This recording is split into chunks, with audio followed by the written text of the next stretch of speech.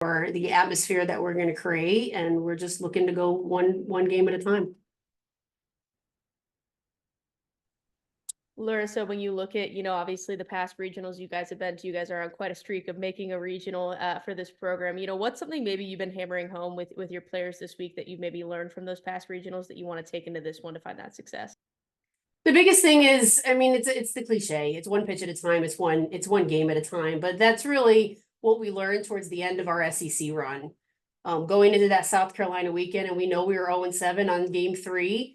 And we needed to figure out why. So we had a lot of talk within the team and our coaching staff on what has changed on game 3 and what kind of different mentality we had on game 3. And we recognized that game 3, we were focused on the sweep and we were focused on the result and not the process.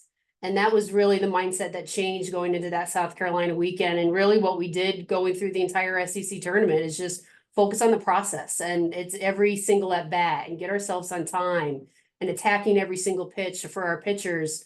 And if we do that throughout 7 innings, we're going to put ourselves in a much better position to be able to be successful and win.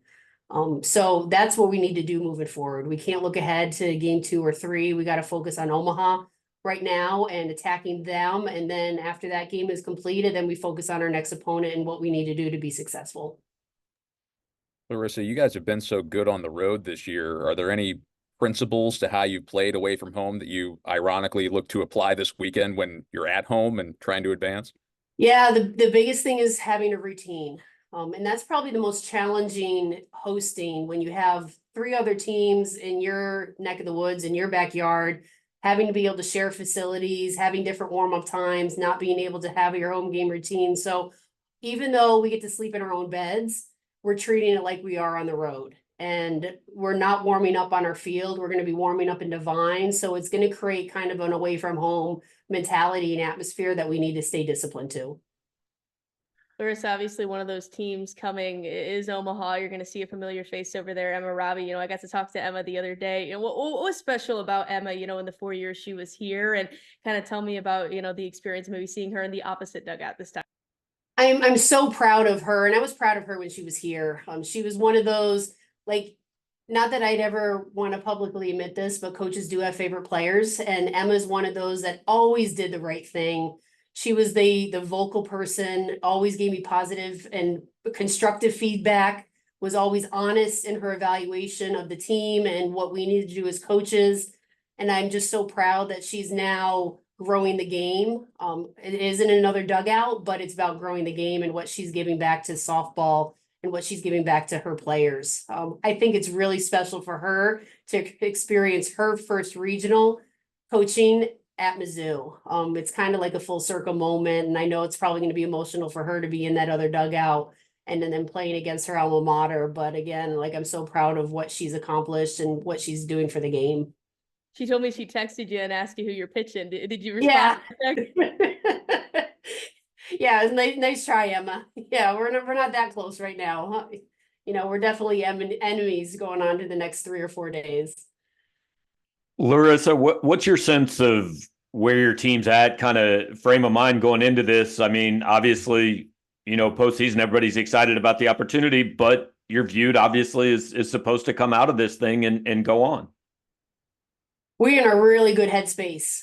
Monday we had a good, easy workout because we just had a really grueling week at the SEC tournament. So we had some individual skill work, and then Tuesday, pretty similar, but with some team practice. And we had a real good team meeting Tuesday, and kind of let's reflect back onto this past week. And what did you like about the SEC tournament and the experiences? Because we had a lot of players that was the first time that they experienced that atmosphere. And then did you feel anything different on Saturday? We didn't have the win. So let's just talk about that, what we experienced going through that. And the biggest thing that they said is they just felt so confident. And that's a great feeling for them to admit. And it showed in how they played. And we've been practicing very loose, a lot of fun. I don't see that they're uptight, because when you host and you're a top 8 seed, you are expected to win. And a lot of times teams respond that they're trying to do too much and they feel that pressure, but we're just going to go out and have a good time. And Maddie Gallagher said it really well in our locker room. And she said, it's the first time that she didn't have to play on Tuesday in the SEC tournament. So she felt like she already accomplished something going in as a 5 seed. And she just wanted to have a blast being able to do so. And that's really the mindset that we're going forward is let's have a lot of fun doing what we're doing because we love being around each other. We're having a real good time and let's just stay together as a team as long as we possibly can. Coach, looking at this weekend on Friday, the pitcher you're likely to face is Cameron Meyer. She's one of the more dominant pitchers in the sport. What impresses you the most about her, and how do you plan on attacking what she's going to throw at y'all probably on Friday? To be brutally honest, right now, my focus is on their hitters, since I am calling the game. So I will spend the rest of this evening looking at all 3 teams and all their hitters. And then when I've completed with that, then I start to focus on the opposing pitchers. Coach Cottrell spends all his time with the pitchers and their preparation. So I really can't give you a very educated response other than the name of the game is always swing at good pitches. Like it's to get on time, it's to swing at good pitches. Don't make the good pitchers better than they already are. There's a reason why they're good because they get hitters to chase balls. So we just have to control the strike zone. When you see How something like her that like she went a 14-inning complete game, I mean, as somebody who coaches pitching, what does that tell you about her? That she's tough. And ironically, after that game, and I was following the entire Summit League championship because of Emma Robi. Immediately after I saw that win, I reached out to her and congratulated her. And she just told me about what a gutsy performance it was. And she just reached complete exhaustion at the end and just broke down in tears. And one of the stories I've always told our teams is that when you exhaust everything physically and mentally and emotionally into an athletic performance, you have nothing left but to cry. And Emma said, I witnessed it for the first time, and I'm so proud of this athlete to be able to do so. So it's special that Emma and I shared that moment, but it just tells me a lot more about the type of pitcher that she is, that she's not going to want to come out of the game. Like she's going to give us every ounce of energy that she has in order to compete. And we have to not only match her energy, but get her uncomfortable. You mentioned on Sunday some of these smaller schools, mid-majors coming into this tournament with the chip on their shoulder. And I mean, you know what it's like to come into this place as the team that's got no expectations on you. So how dangerous is a team like that in Omaha? And, ironically, it was 11 years ago today that my team at Hofstra ended up here at Mizzou to play the University of Missouri, the old university field. So brought back a lot of memories. Mid-majors know how to win because they have to win their conference tournament to get here. So they experience that thrill and that rush and that anxiety and excitement of playing in that championship game and holding up the trophy.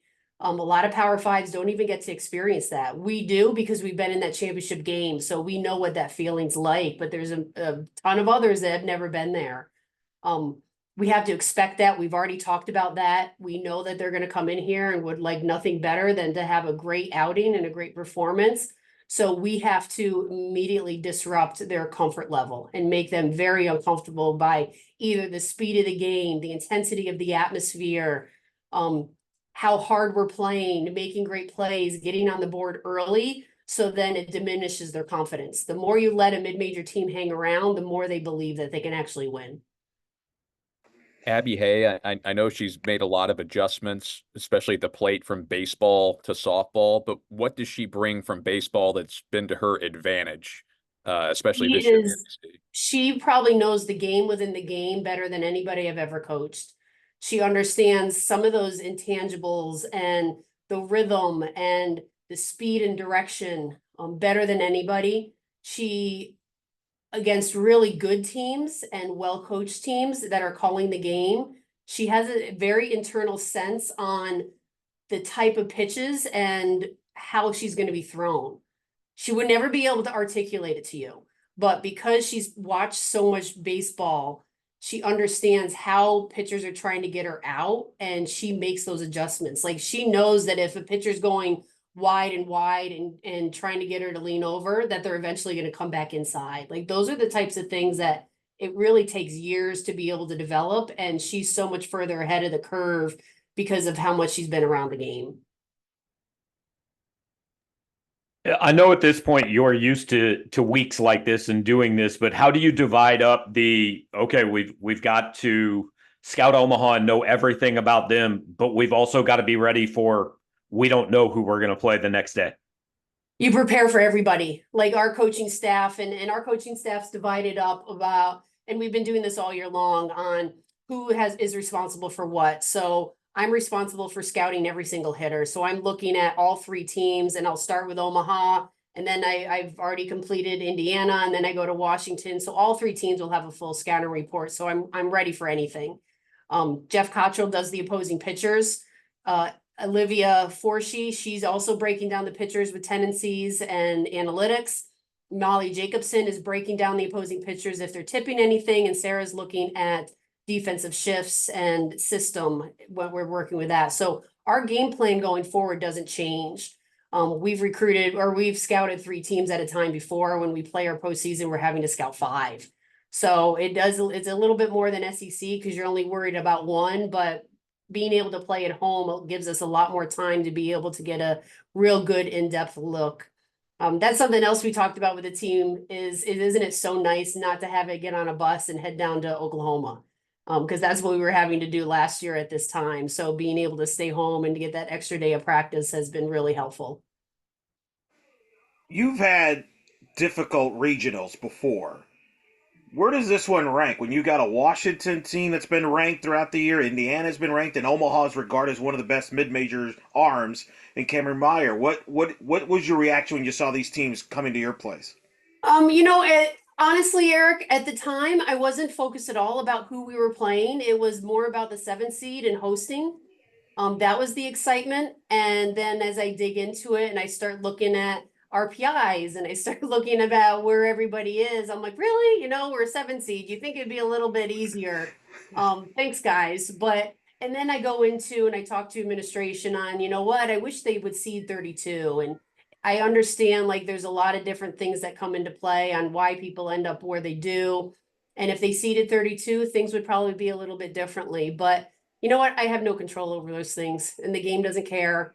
And we just got to go out and we got to compete. And, I could list the number of teams regionals that we've been sent to, and OU and UCLA and Arizona and, on and on. And the game doesn't care. And I think what's really great about this is that our sport is so strong, and there really isn't an easy regional. Like when you look at 13 out of 13 SEC teams are in the regionals, and you have the ACC and the Pac-12 and the Big 12, like every single regional is competitive. Well, Oh, go ahead, Eric. Yeah, no, I was going to say there's also a lot of intrigue in this regional to the point where the great Monica Abbott has been assigned to do color commentary for your regional. That's got to mean a lot when you got one of the greatest names in the sport. They're putting an assignment in this regional. It tells you how important this regional and interested people are in this regional. Yeah, absolutely. I mean, when I hear that our bowl of our stadium, our grandstand of our stadium was sold out before our tickets even went public, like that's pretty awesome. Coach, you already mentioned how your team's in a pretty good headspace. How much does having a group of veterans that have been here before, that have been in these big time postseason games before, how much does that help you guys in terms of maintaining steady emotions, especially when excitement and anticipation is pretty high? It's something that it's been common language from day one that everyone stepped foot on campus this year, and they're the best experiences that they've ever had as a Mizzou softball player. And they're always referring to regionals and super regionals in 2021.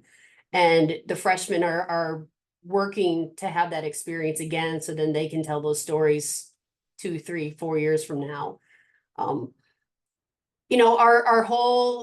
program is set up that it doesn't matter if we're taking a ground ball in our stadium or Oklahoma City or in Devine, it's still a ground ball. So we don't want to make this regional any bigger than it already is. We already know the expectations and we already know what's at stake. But we still need to play one pitch at a time. And if we stay focused on those types of things, then you don't get caught up in what this pitch means and the pressure behind the pitch, because the pitch doesn't have a brain and it doesn't know what's at stake. So we got to make sure that we execute and take care of the ball.